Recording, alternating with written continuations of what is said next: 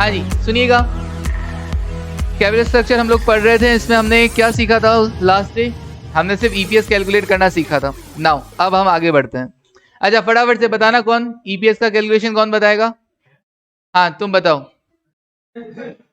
EPS कैसे calculate करते हैं? सेल्स से पूरा स्टेटमेंट बताना है, sales minus variable cost that is contribution minus fixed operating cost that is EBIT less interest that is profit before tax less that is हाँ profit after tax less preference share dividend that is ITESH earnings available to equity shareholder and divide by number of equity share that is EPS। याद नहीं है ना तो कोई काम का नहीं है। अगर एफएम आपने डेली डेली नहीं पढ़ा, याद नहीं किया ना, तो कोई मतलब नहीं होना। ठीक है, हाँ चलिए ओके अब देखो। हाँ अब हम आज आगे बढ़ते हैं, ठीक है ना। क्या करना सर, हमने कल ईपीएस का कैलकुलेशन तो सीखा था, आज हम उसके थोड़ा सा एनालिसिस मोड के अंदर जाते हैं और अलग अलग कैपिटल स्ट्रक्चर को यूज करते हैं, हम देखते हैं कि उसका इफेक्ट ईपीएस पे कैसे आता है। तो देखिए लिखिएगा मेरे साथ एक एग्जांपल। हाँ ठीक है, एग्जांपल लिखो। Total capital is equals to 10 lakh rupees. एक एग्जांपल के थ्रू हम ईपीएस की कैलकुलेशन सीखते हैं। सर रिजर्व एंड सरप्लस का क्या होगा? जो होगा मंजूर खुदा होगा। रिजर्व एंड सरप्लस कहां जाएगा? कहीं नहीं जाएगा मोनिका, टेंशन नहीं। ईपीएस की कैलकुलेशन में रिजर्व एंड सरप्लस का कोई रोल नहीं है मोनिका, ठीक है। Now EBIT earnings before interest and tax, EBIT 15% of total capital, मतलब आप टोटल कैपिटल पे कितना कमाते हो? 15%। कोई फर्क नहीं पड़ता कि कैपिटल कहां से लाई जा रही है, मैं चाहे आर्यन से लूं, चाहे चंचल से पैसा लूं, चाहे आयुष से पैसा लूं, चाहे दिव्यांशु से पैसा लूं, ठीक है ना। किसी से भी पैसा लूं, किसी से भी पैसा लूं, मैं उस पैसे पे रिटर्न कितना कमा रहा हूं? 15%। पैसा कहां से आया उससे थोड़ी ना डिटरमाइन करेगा कि आगे कितना परसेंट कमा रहा हूं मैं, ठीक है ना। 15% में प्रॉफिट कमा रहा हूं on the total capital. Tax rate कितना है? 30%। टैक्स रेट कितना है? 30%।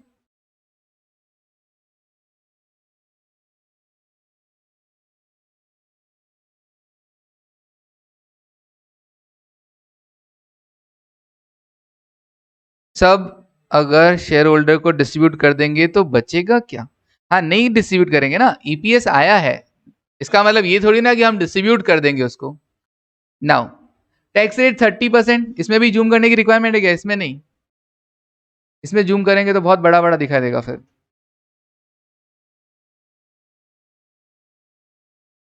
ऐसे पॉसिबल होगा नहीं। Tax rate 30%, face value of equity share कितना? चलो face value of equity share कितना? मुझे लग रहा है दिव्यांशु को सबसे कम दिखाई दे रहा है, 100 रुपए।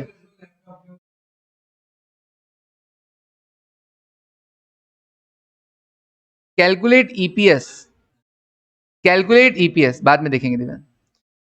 In different capital structure, in different capital structure,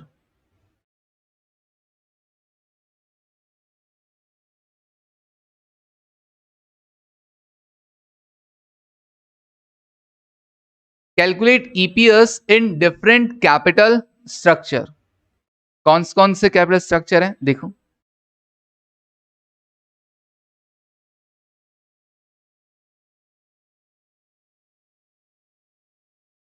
अब मैं कुछ कॉलम्स बना रहा हूं तो तुम लोग थोड़ा वेट करना। केस 1 जहां पे हम लेंगे ऑल इक्विटी, मतलब आप सारा का सारा पैसा किससे रेज कर रहे हैं? इक्विटी से रेज कर रहे हैं, पूरे 10 लाख रुपए इक्विटी से रेज किए जा रहे हैं। केस 2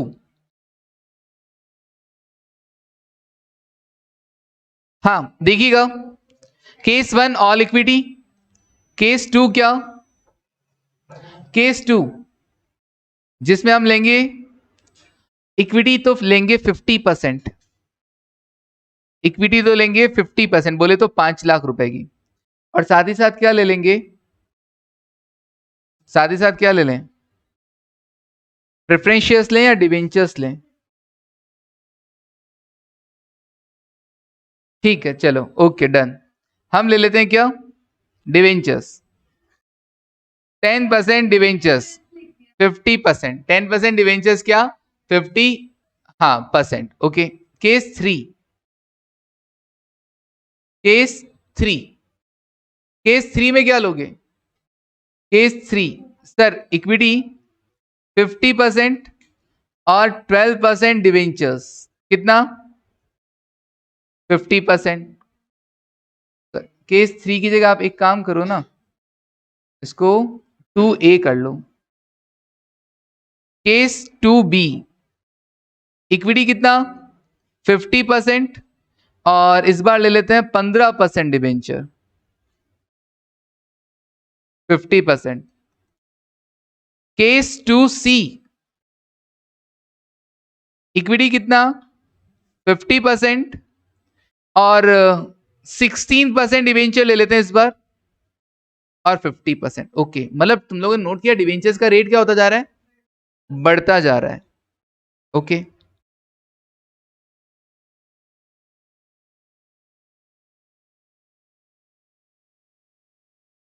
EBIT लेस इंटरेस्ट, मुझे EPS कैलकुलेट करना है ना, EBIT less interest that is profit before tax, less क्या कर दूं, टैक्स एट द रेट 30%, ये मेरे पास आ जाएगा आफ्टर टैक्स। आफ्टर टैक्स में से क्या लेस कर दूं, प्रेफरेंस शेयर डिविडेंड, तो क्या आ जाएगा मेरे पास, इतेश earnings available to equity share holder, और इतेश को जैसे मैं क्या कर दूंगा, नंबर ऑफ इक्विटी शेयर से हम डिवाइड कर देंगे, नंबर ऑफ इक्विटी शेयर्स, जिसको मैं डिनोट कर दूंगा किससे, Y से, और ये हमारे पास आ जाएगा EPS अर्निंग्स पर share X divided by Y, okay. Okay निर्भीक, निर्भीक फटाफट फटाफट आंसर किए जा रहा है, कोई ना, ये रहा सारा स्क्रीन आपके सामने। केस 1 बताइएगा EPS कितना होगा, केस 1 बताइएगा EPS कितना होगा, हाँ ट्राई करो, क्वेश्चन लिखा होगा ना आपने चंदन, है ना, लिखो। टोटल अजीब सा मत लिखा करो, खुद को ही नहीं समझ में आ रहा। Total capital 10 lakh, EBIT 15% of total capital, tax rate 30%, face value 100 रुपए, calculate EPS in different capital structure. पहले वाला केस है ऑल इक्विटी का, इसका मतलब केवल 10 लाख रुपए आपने केवल और केवल किससे रेज किए, पूरा इक्विटी से रेज किए। तो आपका सबसे पहले तो ये बताओ EBIT कितना, सर हमारी टोटल कैपिटल है 10 लाख रुपए, 10 लाख पे हम कमा कितना रहे हैं 15%, तो हमारा EBIT कितना हुआ, यस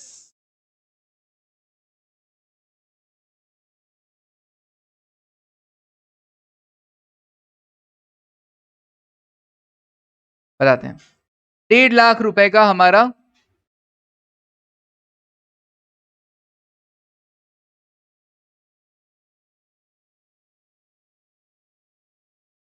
रुपीस, हाँ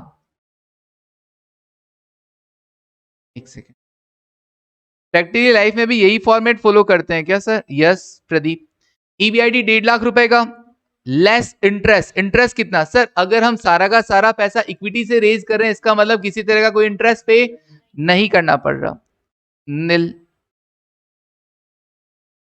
PBT कितना 150, टैक्स रेट 30%, 45,000, आफ्टर टैक्स कितना 1,05,000, प्रेफरेंस शेयर डिविडेंड नहीं है क्योंकि हम सारा का सारा पैसा इक्विटी से रेज कर रहे हैं, ओके। उसके बाद इतेश 1,05,000, okay. Total earnings available to equity share holder कितना आया 1,05,000 आया। कितने शेयर्स के लिए? मैंने कहा 10 लाख रुपए कैपिटल है, एक शेयर कितने रुपए का है? 100 रुपए का है। उसमें आवाज आएगी। एक शेयर 100 रुपए का है, 10 लाख रुपए का टोटल कैपिटल है, एक शेयर 100 रुपए का है, मतलब नंबर ऑफ शेयर्स कितने हो गए? 10,000 हो गए। 10 लाख रुपए का कैपिटल, सुनना, और एक शेयर 100 रुपए का, तो नंबर ऑफ शेयर कितने? 10,000 श्योर? हाँ यार, 10 लाख की कैपिटल, एक शेयर 100 रुपए का, तो नंबर ऑफ शेयर कितना? 10,000। 10,000 शेयर। अब बताओ, 1,05,000 रुपए तुम टोटल कमा रहे हो 10,000 शेयर पे, तो एक शेयर पे कितना? 10.5। ओके, 10.5। नाउ केस 2 ट्राई करो। केस 2 ट्राई करो।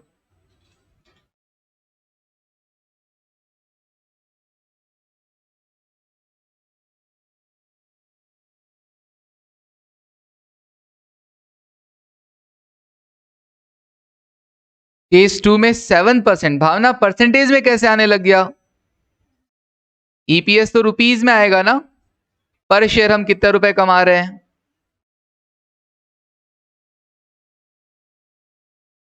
हाँ, कोई ना, बाकी ये ऑनलाइन बच्चे, आद्या, अंकित, चिराग, देवजीत, आंसर करो। गोपाल, हरीश, पूजा, प्रगति, सुमित, उम्मीद, यश। 14। मोनिका ने कहा 14 रुपए। कुछ गड़बड़ है, नंबर ऑफ शेयर तुमने गलत लिए हैं। 14 नंबर ऑफ शेयर, ध्यान से लो। ईबीआईडी कितना रहेगा सर? ईबीआईडी अभी भी कितना रहेगा? 1,50,000 सर, क्योंकि टोटल कैपिटल तो कितनी है? 10 लाख। अब वो चाहे 5 लाख इक्विटी से और 5 लाख डिबेंचर से हो तो भी क्या रहेगी? 10 लाख टोटल कैपिटल है। इंटरेस्ट जाएगा क्या? मैंने कहा हाँ सर, इस बार 50% पैसा आपने डिबेंचर से रेज किया। बोले तो 10 लाख का 50% कितना? 5 लाख रुपए आपने डिबेंचर से रेज किया है। 5 लाख का 10% कितना होता है? 50,000 होता है। कितना बचा? 1 लाख रुपए। Tax rate 30%, 30,000। Okay, 70,000 is the after tax. Preferential dividend नहीं है, तो Hitesh is 70,000। Now number of equity share कितने आएंगे? 5,000। यस, क्योंकि 10 लाख टोटल कैपिटल का 50% पैसा आपने इक्विटी से रेज किया है, मतलब 5 लाख रुपए आपने इक्विटी से रेज किए हैं। 5 लाख रुपए और एक शेयर 100 रुपए का, मतलब नंबर ऑफ शेयर कितने हैं? 5,000। यही गलती थी ना? हाँ। ओके, निशांत, हरीश, दिव्यांशु, हाँ, मोनिका, ठीक है। हाँ, ये है ना बात। चलिए, डबल एक्टिव, परेशान नहीं होना पड़ता यार, तुमको भी और मेरे को भी। बस हाँ, नेट तो कंज्यूम जरूर होगा, है ना? कोई ना, लगाया ना फिर, ठीक है, फिर कोई टेंशन नहीं है, फिर बेस्ट है। Now case 2A। Case 2A। अच्छा, तुमने एक चीज नोट की? एक चीज बहुत खास बात, क्योंकि मेरा पर्पस सिर्फ ईपीएस कैलकुलेट करवाना नहीं है, कुछ चीजों पे फोकस करवाना है। क्या? सब लोग ध्यान से देखना। जब आपने ऑल इक्विटी वाला केस लिया था तो आपको टैक्स कितना देना पड़ रहा था? टैक्स कितना देना पड़ रहा था? 45,000। और अभी कितना देना पड़ रहा है? टैक्स कम देना पड़ा, 15,000 रुपए टैक्स कम देना पड़ा। क्यों? क्योंकि इंटरेस्ट पे कर रहे हैं। इसका मतलब इंटरेस्ट एक ऐसा खर्चा है जिसकी वजह से आपको टैक्स सेविंग होता है। क्या मैं बोल सकता हूं? इंटरेस्ट एक ऐसा खर्चा है जिसकी वजह से आपको टैक्स सेविंग होता है। ओके, तो मैं क्या यहां ये बोल सकता हूं कि मेरी जो इंटरेस्ट की कॉस्ट है, क्या मैं यहां पर ये बोल सकता हूं, दिस वन, यहां पर इस लेवल पर, कि मेरी जो इंटरेस्ट कॉस्ट है वो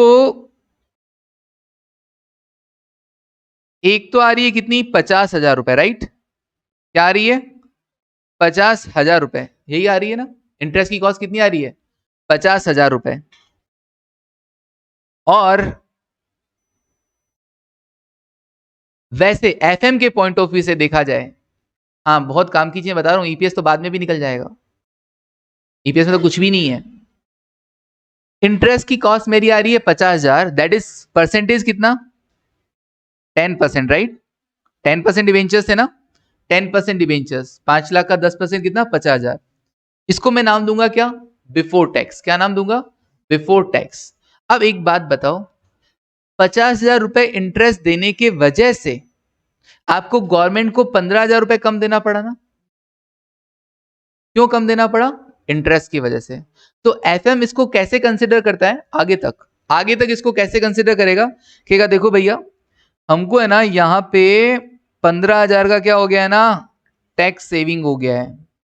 हमको 15,000 का क्या हो गया है, टैक्स सेविंग हो गया है। और इसकी वजह से हमारी जो नेट कॉस्ट आई है ना इंटरेस्ट की, वो कितनी है, 35,000 है। और इस इंटरेस्ट कॉस्ट को हम कहेंगे क्या, आफ्टर टैक्स कॉस्ट। क्या कहा जाएगा, आफ्टर टैक्स। पूरे एफएम में ये टर्म्स याद रखना, before tax and after tax. कोई खर्चा हमने देखा वो बिफोर टैक्स कितना था, उसकी वजह से जो टैक्स सेविंग कंसिडर किया जाएगा उसको लेस करने के बाद जो बचेगा वो क्या कहलाएगा, आफ्टर टैक्स कहलाएगा। अच्छा आप मुझे ये परसेंटेज बता सकते हो क्या, कितना परसेंटेज है ये 35,000 5 लाख का? ये देखो अभी भी ईपीएस बताया जा रहा है, मेरे को ईपीएस पूछना ही नहीं भाई। हाँ 50,000 तो इंटरेस्ट का अमाउंट है ना, 50,000 इंटरेस्ट का कॉस्ट, 50,000 10% रेट था ना, तो 5 लाख का 10% कितना 50,000। अभी 35,000 रुपए मैंने कहा कि 15,000 को तो गवर्नमेंट को टैक्स सेविंग हो रहा है इसकी वजह से, तो देखा जाए तो 35,000 कॉस्ट पड़ा। तो अभी रेट बताओ, 7%। यस 7%। 35,000 किस पर, 5 लाख पर। 35,000 किस पर, 5 लाख पर। तो देखा जाए तो मेरा इफेक्टिव कॉस्ट कितना आया, 10% की 7%, 7%। तो इंटरेस्ट की कॉस्ट हम जब भी आगे जाके कंसिडर करेंगे ना, तो आगे जाके कैसे कंसिडर करेंगे, आफ्टर टैक्स बोलेंगे तो बोलेंगे कि 10% नहीं, हमको कितना लग रहा है सिर्फ, ओके 7% डायरेक्टली भी आप निकाल सकते थे। कैसे सर, मेरे को 10% बिफोर टैक्स है ना, बिफोर टैक्स को आफ्टर टैक्स में बनाने के लिए 1 माइनस टैक्स रेट से मल्टीप्लाई कर दीजिए, और ये क्या आ जाएगा 7%। 10% था ना tax rate, interest rate, sorry interest rate 10% था, इसको आफ्टर टैक्स बना दीजिए। आफ्टर टैक्स बनाने के लिए क्या किया जाएगा, 1 माइनस टी से मल्टीप्लाई, या फिर -30% कर दो, या तो 10 -30% कर दो, और लिखने की लैंग्वेज में क्या करेंगे, इंटू 1 माइनस 0.30, तो 7%। बोलो ये चीज समझ में आई क्या? हम तो ऊपर टैक्स लेस करके आए हैं ना, तो वापस यहाँ क्यों किया मोनिका? ये सिर्फ समझाया जा रहा है, अलग चीज है ना, वो अलग है। ईपीएस की कैलकुलेशन से हटके एक चीज बताई गई है, ठीक है मोनिका, कि भैया हमको 50,000 रुपए वैसे तो इंटरेस्ट पे किया जा रहा है, तो वो तो हुआ 10%, लेकिन 50,000 इंटरेस्ट देने के कारण हमको 15,000 रुपए का क्या हो रहा है, टैक्स सेविंग हो रहा है। तो हम एफएम में ये कहेंगे कि भैया 50,000 नहीं, इंटरेस्ट का नेट कॉस्ट कितना आ रहा है, 35,000 रुपए ही आ रहा है। समझ में आया? आगे जाके चलिए कब काम आएगा, आगे बढ़ेंगे तब काम आएगा, लेकिन ये चीज मैंने आज ही आपको समझा दी है। चलिए अब ईपीएस निकालिए, ईपीएस में कोई दिक्कत नहीं है। नेक्स्ट अगेन 1.5 लाख रुपए का ईबीआईटी, इस बार इंटरेस्ट कितना 12%, 5 लाख का 12% कितना 60,000, बचा कितना 90, 90 में का 30% 27,000, रिमेनिंग 63,000। प्रेफरेंशियल डिविडेंड नहीं है, 63,000 का इतेश, और divide by number of shares 5,000, कितना आया 12.6। अच्छा तुमको पता है क्या, यहां पे 14 और यहां पे 12.6, ईपीएस कम होने का क्या रीजन है, इंटरेस्ट रेट बढ़ गई है। पहले 10% था, अभी 12% डिवेंचर हो गया, तो इंटरेस्ट रेट बढ़ने के कारण क्या हो गया ना, ईपीएस हमारा डाउन हो गया। ओके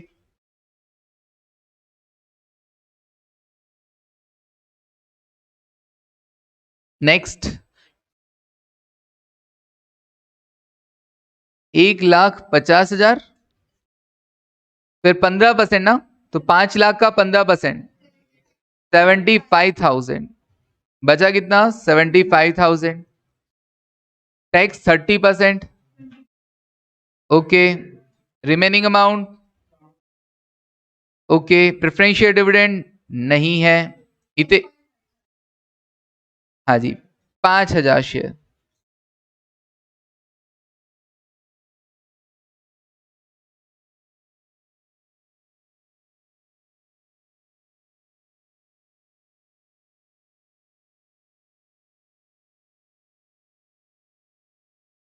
हाँ जी, कितना आया?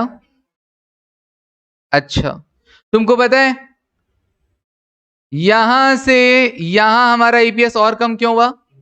क्योंकि और रेट बढ़ गई सर, 12 की जगह क्या हो गया है, 15% पे करना पड़ा। मतलब जैसे जैसे आपकी कॉस्ट बढ़ती जा रही है वैसे वैसे आपका ईपीएस डाउन होता जा रहा है। ये चीज तो सर समझ में आई एनालिसिस करने के लिए। कोई मुझे एक चीज और बताएगा? काम की चीज तो ये है जो एनालिसिस मोड में कोई तुमसे पूछेगा नहीं, लेकिन क्योंकि एफएम पढ़ रहे हो, मुझसे पढ़ रहे हो, तो मैं कोई चीज आपको ऐसे नहीं करवाने वाला, यूं ही नहीं जाने देने वाला। अब मेरे एक क्वेश्चन का आंसर करो। 10.5 यहां था, यहां बढ़ के 14 क्यों हो गया? इंटरेस्ट दे रहे हैं तब तो ईपीएस कम होना चाहिए था। ओके। हम्म।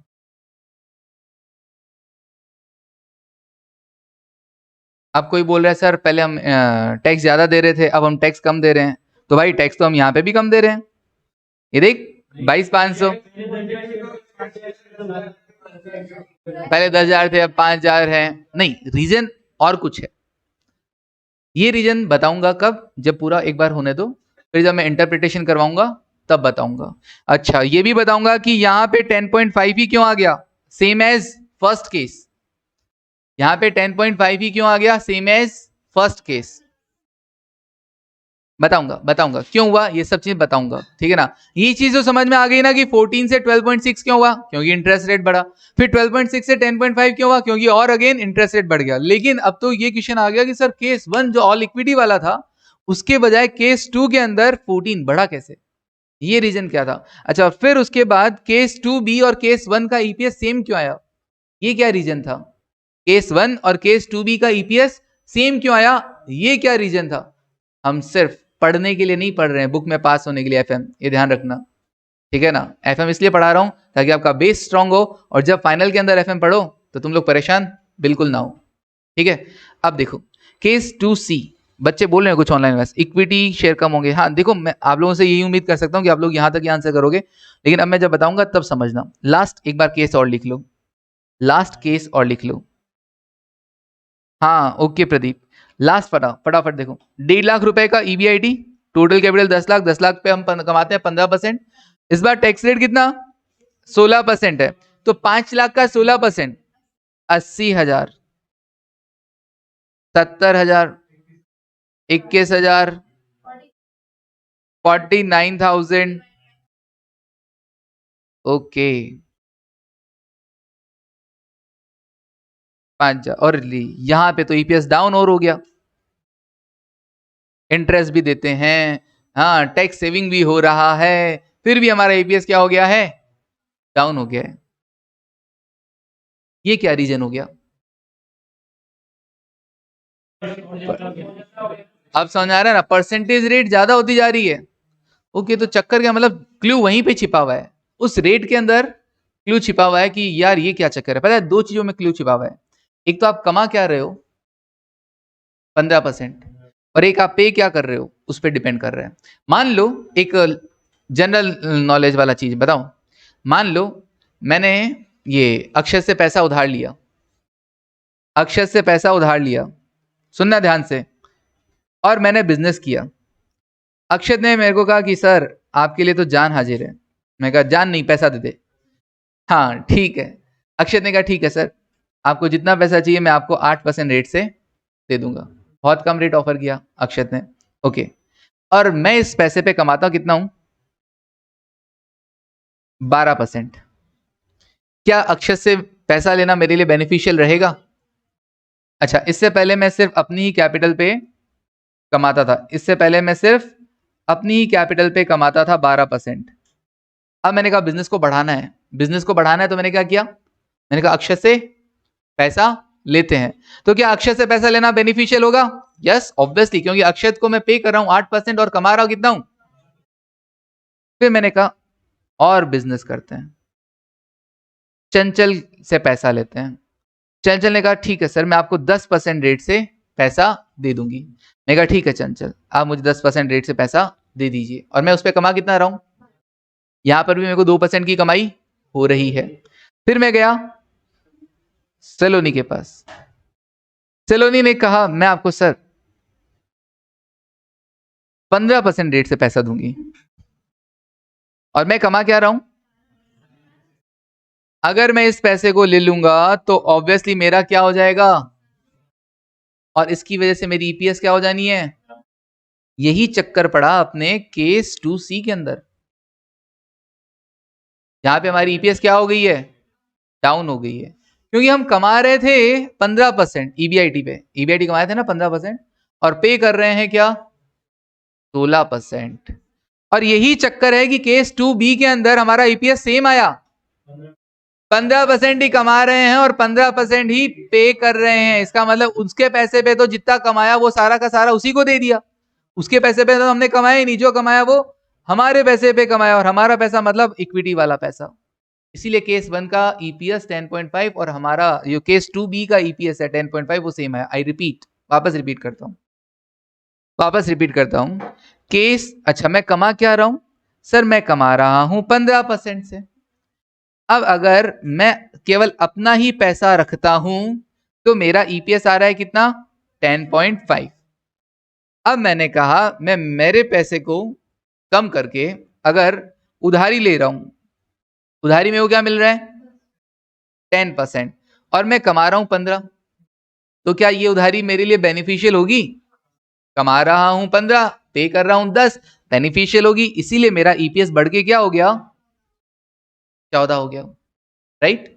अच्छा फिर मैंने कहा दूसरा केस लेते हैं, अगर मेरे को पैसा 12% रेट पे मिलता तो क्या ये मेरे लिए बेनिफिशियल होता, यस मैं 12% पे कर रहा हूं 15% कमा रहा हूं, तो ऑब्वियसली यहां पर भी मेरा ईपीएस ऑल इक्विटी वाले केस से, तो इस पहले वाले केस से तो अभी भी क्या आएगा ज्यादा ही आएगा, क्यों, क्योंकि मैं 12 पे कर रहा हूं और 15 कमा रहा हूं।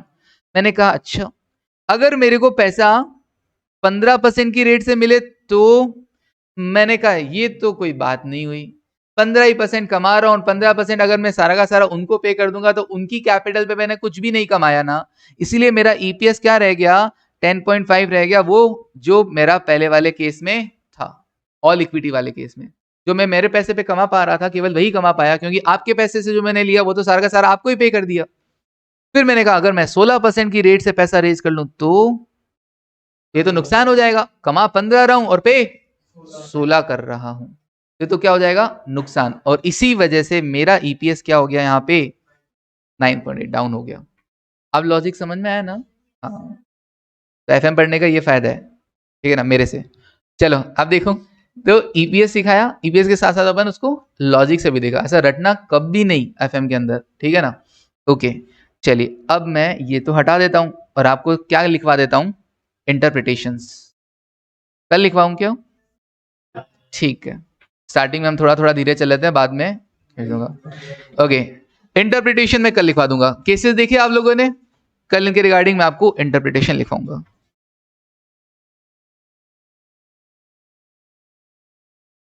या सुनिए मैं ना एक काम करता हूं, मैं आपके साथ पीडीएफ शेयर करता हूं, एटलीस्ट कम से कम वो इंटरप्रिटेशन तो आप लिख लीजिएगा, ठीक है चलिए ओके। हाँ मैं ग्रुप पे डाल दूंगा, सिर्फ लिखना क्या है डिवेंचर के नीचे का इंटरप्रिटेशन और कुछ नहीं, ठीक। ओके थैंक यू, जो ग्रुप में नहीं है वो ग्रुप में ऐड हो जाए। Okay thank you, take care, bye.